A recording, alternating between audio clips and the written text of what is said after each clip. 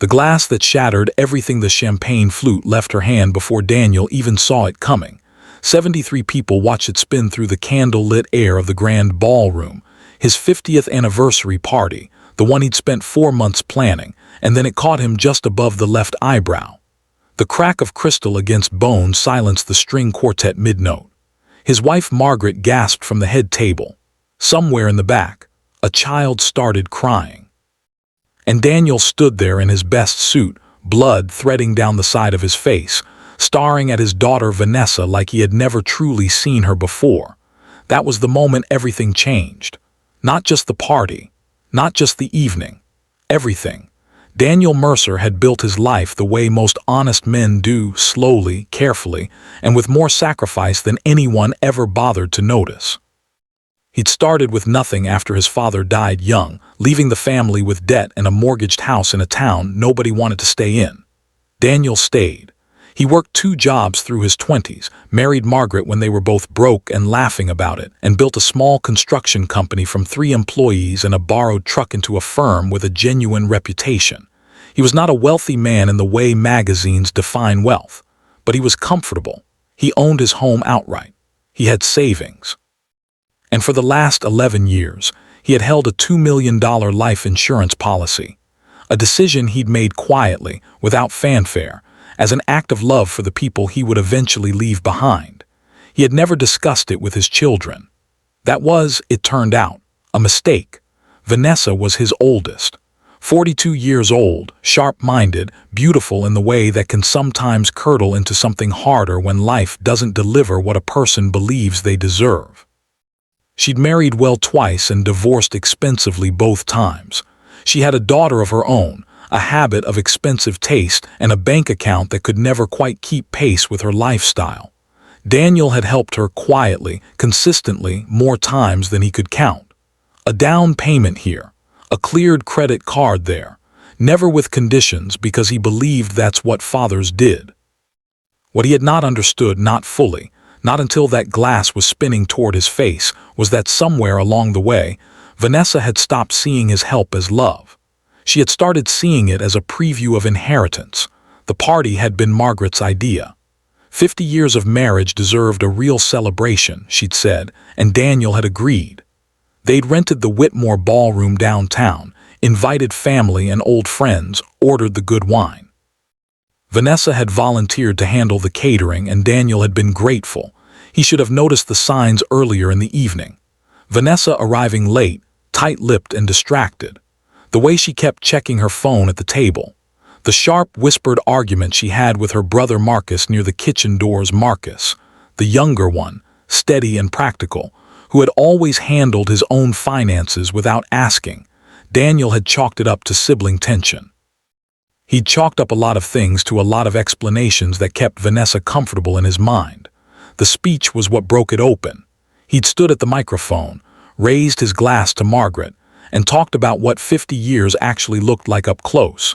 Not the highlights, but the ordinary faithful days.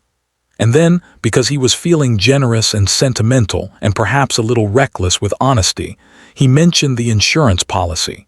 He didn't mean it as a revelation. He meant it as a final gift in the speech. The idea that he'd spent years making sure the people he loved would be taken care of after he was gone. He said the number, $2 million. And he said that he had revised the beneficiary designation 6 months ago after long thought, splitting the proceeds between Margaret, Marcus, and a charitable foundation in his late mother's name. He did not say Vanessa's name, because Vanessa was not on the policy. He had made that decision after she'd asked him during a phone call last spring, in a tone that had bothered him for weeks afterward, whether he'd gotten around to updating the paperwork yet. He hadn't said anything at the time. He just quietly, privately made his decision. The ballroom was warm and full of applause when he finished. He was stepping away from the microphone when Vanessa stood up. Got to be joking. Her voice cut through the clapping. People near her table turned. Margaret reached for Daniel's arm. Vanessa, he started. Standing up there talking about taking care of family and you cut me out, after everything. Her voice was rising past the point where the room could pretend not to hear. After every single time I needed you and you made me feel like I was begging. Daniel kept his voice low. This isn't the place. When is the place, Dad? You never have the conversation. You just make decisions and expect everyone to be grateful. Vanessa, please, how much did you give Marcus? How much has he gotten over the years that I don't know about? She was on her feet now, chair scraped back, her face flushed. I have a daughter, I have real expenses. You know what my situation is, you know. I do know, Daniel said quietly. I've known for a long time. Something in the way he said it, calm, sad, tired, seemed to reach her in the wrong direction. Her hand found the champagne flute. He doesn't think she meant to throw it. He's never been entirely sure. But her arm moved and the glass left her hand, and the room turned into a single held breath. The impact dropped him a half step sideways. Margaret cried out. Marcus was on his feet instantly, moving around the table toward his sister. The string quartet sat frozen with their instruments in their laps. Daniel pressed his hand to his forehead and looked at the blood on his palm with the strange detachment of someone in mild shock. Then he looked at Vanessa. She had both hands over her mouth. The rage had gone out of her face all at once, replaced by something worse, not remorse exactly, but the horrified recognition of what she had just done and in front of how many people. Daniel. Margaret was beside him, white napkin pressed to his eyebrow. We need to get you to a hospital. I'm all right, he said, which was not entirely true.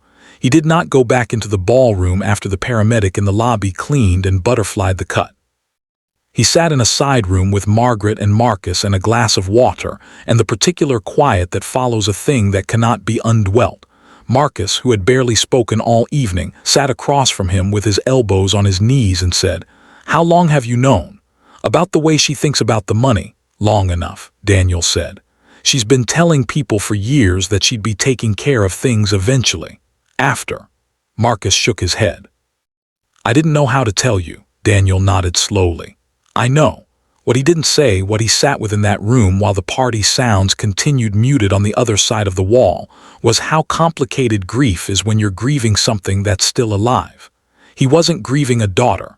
Vanessa was still there, somewhere in the ballroom or the parking lot, carrying the weight of what she'd done. He was grieving an idea of her. The version of his daughter that he had believed in past the point where the evidence supported it. He had given her money when she needed it because he loved her. He had excluded her from the policy not out of anger or punishment, but out of a simple, honest reckoning with what he'd watched her become and what that money might do to her. He had seen, in the spring phone call, that she was waiting for him to die. And he had understood, in the way you understand things you wish you didn't, that enabling that waiting was not love. It was, if anything, the kindest thing he could do to refuse to be her solution. She called 3 days later. He let it go to voicemail twice before he answered. I don't know what I want to say, she started. That's okay, he said. I'll wait. It took her a long time. When she finally spoke, past the defense, past the justifications, past the familiar architecture of blame she'd been building for years, she said something that surprised him. I think I've been very angry for a very long time and I've been pointing it at the wrong things. Daniel looked out the window of his kitchen at the yard where she used to play. I think you're probably right, he said. You going to forgive me? He thought about the glass, the blood, Margaret's face. The 73 people who would carry that image forever. I'm going to try, he said. That's all I can promise you right now. It wasn't the reunion scene she might have hoped for. He didn't tell her he was changing the policy back. He didn't promise that things would return to what they'd been. He offered her what he had, which was the truth, and the door left open an inch at least, because Daniel Mercer had spent 50 years learning that love isn't the same thing as rescue. And he was, at last, too old and too tired and too honest to pretend otherwise. The glass had shattered.